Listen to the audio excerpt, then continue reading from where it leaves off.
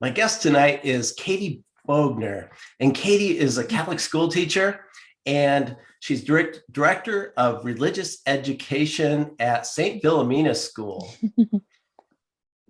Katie, so tell me, I've heard about this book. I've got a nice email on it, and then I went and looked at it online, and it's called Through the Year with Jesus, Gospel Readings and Reflections for Children.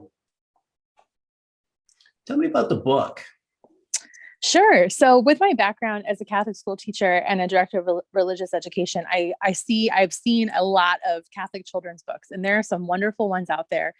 But I had noticed that there's not a lot of good books about Christ that are kind of somewhere in between the picture book, that's maybe 20 pages long and kind of hits the highlights.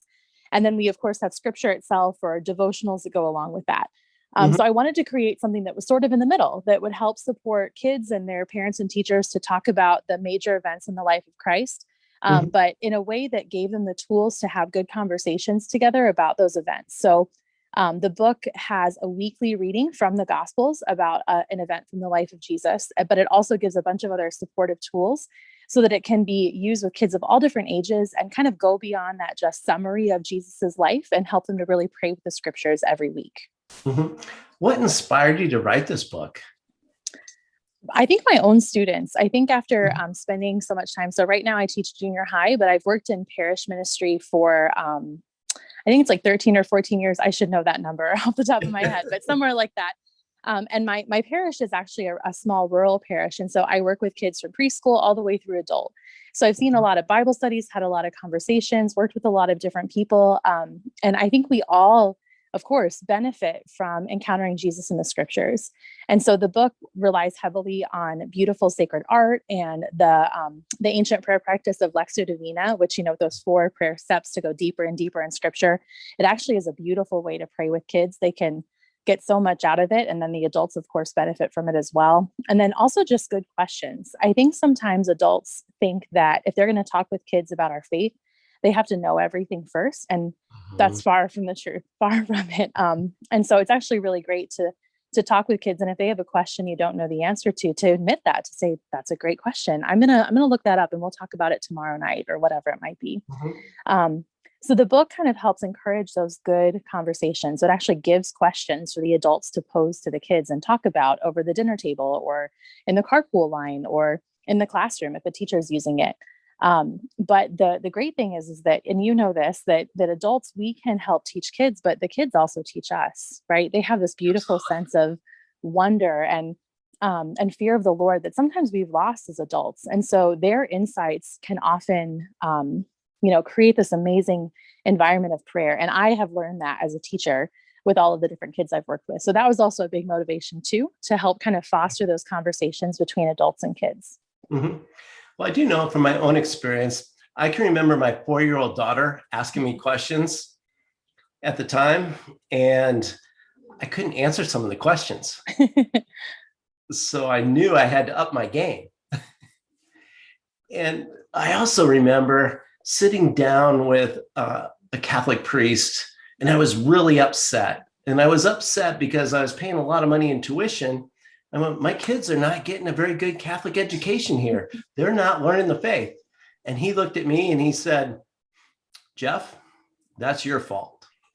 Oh my goodness. I got smacked right upside the head with a 2x4. And after being upset about that statement for a little bit, I got to thinking about it, Katie, and I thought, you know what? He's right.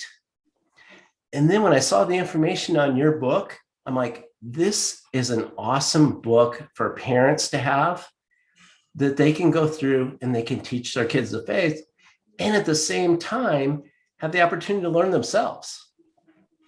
You're totally right about that. And I'm a teacher, but I'm actually single. I'm not a wife or a mom. So I come from like a little bit different perspective than a parent, but I firmly believe what the Catechism says about parents being the primary educator of their children.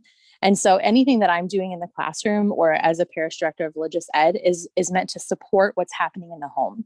And so you picked up on exactly what I was hoping for in this book, is that it's something that will help you feel equipped to talk with your own kids, or even, I know people who've purchased it for their grandkids as well, that they want to have those conversations and continue that through the generation. So that's exactly how it was designed.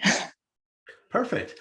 And that's really one of the reasons I wanted to have you on the show, because I looked at this book and I'm like, this is just an awesome way for dads that they can sit down with their kids or sit down as a family with young kids, and you can go through this book. Can you explain how the book is broken out? Yeah, absolutely. So we wanted to come up with a weekly reading plan because, let's be honest, maintaining something daily is really difficult for most people, and especially in busy family life. Absolutely. Day to day doesn't look the same, right? On a school night versus a weekend. And so weekly seemed to make more sense. The next thing we did was we decided to structure it around the liturgical year, because the church, of course, is very wise in the way they design what we read at Mass. But this is an important point that I do want to point out. It is not directly tied to the Sunday Mass readings, because those are on a rotating cycle. And so we would have had to have published 3 different books, for years A, B, and C. And then even beyond that, there's obviously different things that change with, Lent, the start of Lent and Easter changes. Right. And we instead decided to go with readings from the Gospels that would match the theme and the intention of that liturgical season. So you certainly are going to find readings that are going to sound familiar, and they might match what happened on Sunday.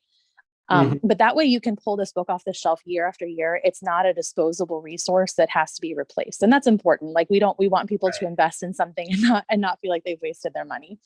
So there's a pretty extensive table of contents that will help you figure out where you are in the liturgical year. So if you want to have a plan, you can follow along with that and follow the reading for the week and talk about the liturgical season. Or, to be honest, you can pick any story. You can find a story that matches what you heard at Mass, or you can find a story that a kid asked a question about, or there's also a separate table of contents that matches all of the mysteries of the Rosary. So you could read a story that's going along with the mystery of the Rosary. So structure wise, we did provide the structure because some people like that order and the structure along with it, but you also can pick and choose whatever event you'd like to read about. The other thing is the artwork is beautiful. I remember when I was a kid, I got the picture Bible, was my first Bible.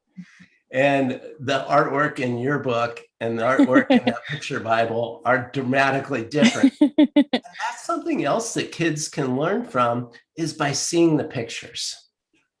Yeah, trust me, I love a good Catholic illustrator, and I have some that are some of my favorites, but we also wanted to create something that was a little bit timeless. Like I mentioned before, we wanted a resource that could be pulled off the shelf and didn't age with the kids, didn't age with, hopefully the next generation can pick it up and could use it as well. So every passage in the book, so there's about 60 entries, because there's one for every week plus extras for Holy Week and some movable feasts and things like that.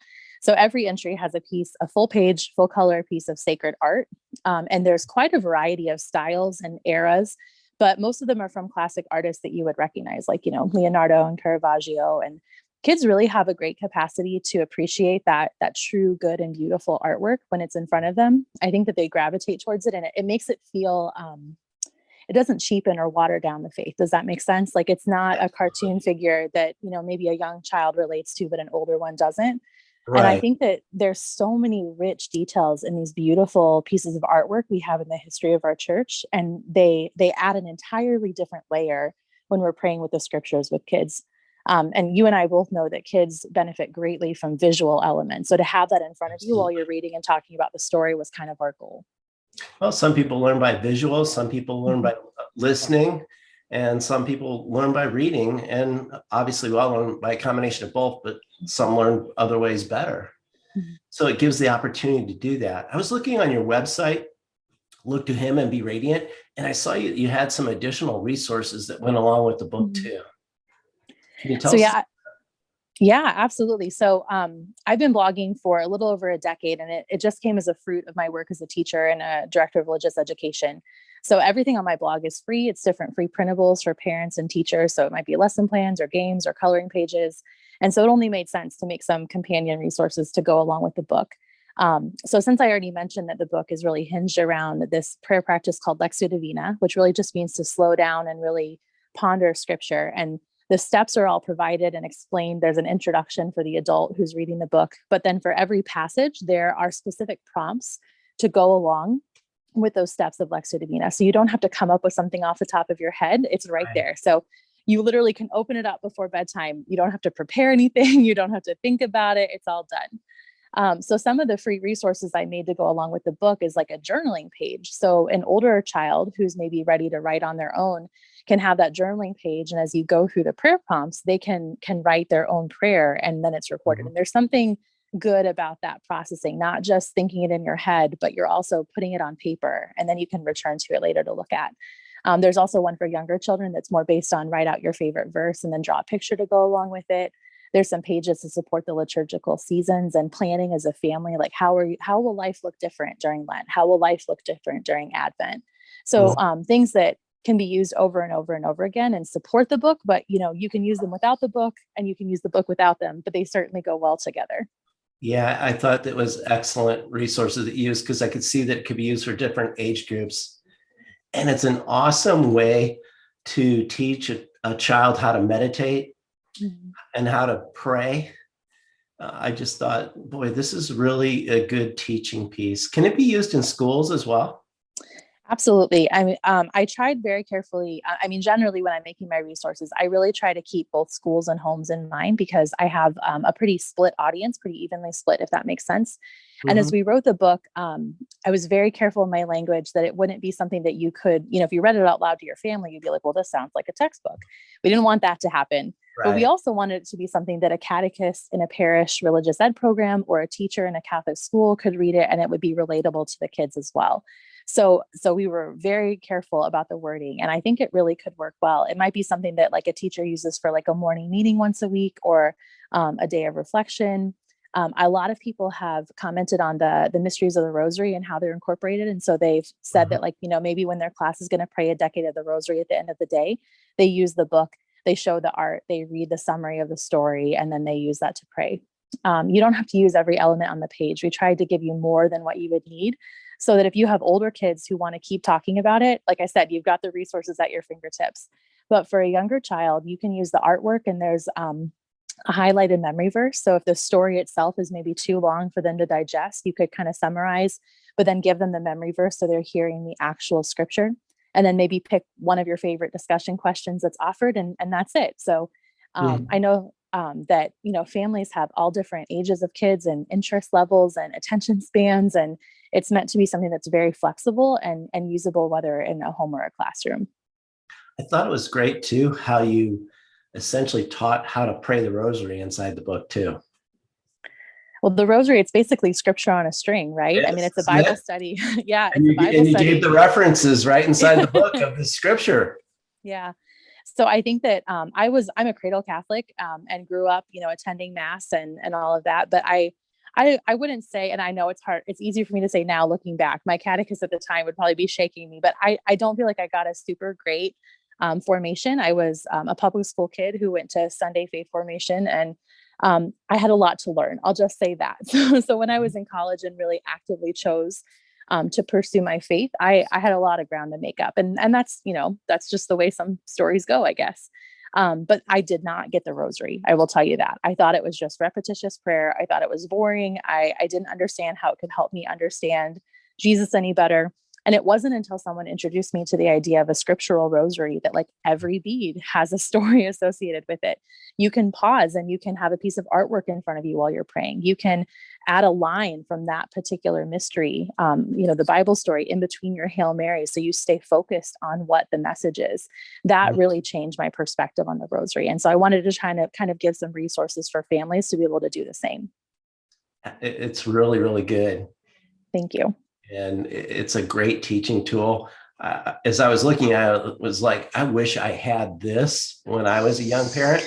I was a cradle Catholic too, but I can tell you, I was poorly catechized like most of my friends.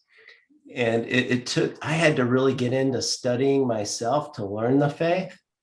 And this would have been a really easy way for me to learn and teach my kids at the same time. So Yeah, thank you for saying that. And it's meant to be approachable, right? I mean, the faith Mhm. doesn't have an age limit, which is another reason why we chose classic art and things like that, because there's no reason why as a parent you couldn't use it to learn from as well, or have an older child use it. I've had friends that have or blog followers, email subscribers, things like that, that have responded back and said, so I don't have kids, but is it weird that I want a copy? I'm like, no, definitely not. Like, really, probably the thing that is the most like child friendly or child oriented is the cover, but once you get inside, all of the content is approachable for an adult as well. Yeah, I was surprised. There's something in there for all age levels. Yeah, And thank as you. I said, the artwork was very, very good. So, Katie, what would you like to tell the regular Catholic guys out there that are looking for something for their kids? I would say don't be afraid to talk about Jesus with them. Like, there is a real good chance that they're going to ask you a question you don't know the answer to. There's a real good chance that you might be surprised at the depth of their faith, and maybe it doesn't come out in your typical mealtime, bedtime prayers. But if you really start a conversation and leave some time for silence, I think your kids will surprise you with how deep their understanding of Jesus and their love of Jesus is. So be not afraid. I'm going to say that. Be not afraid. Allow for I've that heard that time in your before. family. Yeah, sounds familiar, right? But yeah, allow for that time in your family, and it's going to look different for everyone. I know I already mentioned some people, it's going to be the carpool line when you're stuck and, Mhm. no one can go anywhere or do anything. Maybe your kids are really sleepy and grumpy at bedtime, and that's not the best time to have a great conversation or to pray deeply with them. Maybe it's right after dinner. Everybody's tummies are full and they're content, and you're sitting around the table, and maybe that's the time to allow for a little bit of silence and prayer together as a family.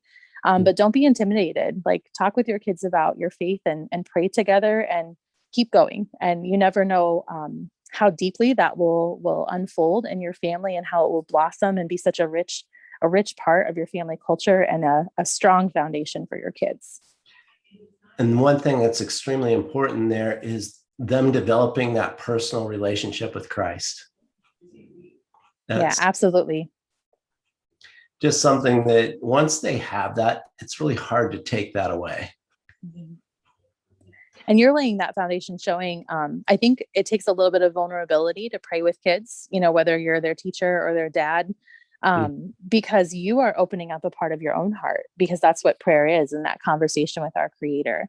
And so that vulnerability lends itself to so many rich and beautiful things, in whether it's being a mentor as a teacher, or of course, much more important, in parenthood. So it establishes trust between the adult and the child, it establishes an openness that they're able to come and talk. So not just when it comes to prayer, which is the foundation, but in other things as well, like when they're coming up against some type of a conflict, or they're facing a difficulty or trying to make a hard decision. If you've already established that trust and that vulnerability, I feel like that kids are going to be a lot more likely to come to you and talk to you and ask your advice and listen. Whereas if we're a little more closed off and formal and don't want to be uncomfortable, it can be a lot harder for kids to come to us when they need us. That's a great point. So, Katie, I know that there's a Kindle version of this. Mm-hmm. Is there an audio version of the book yet?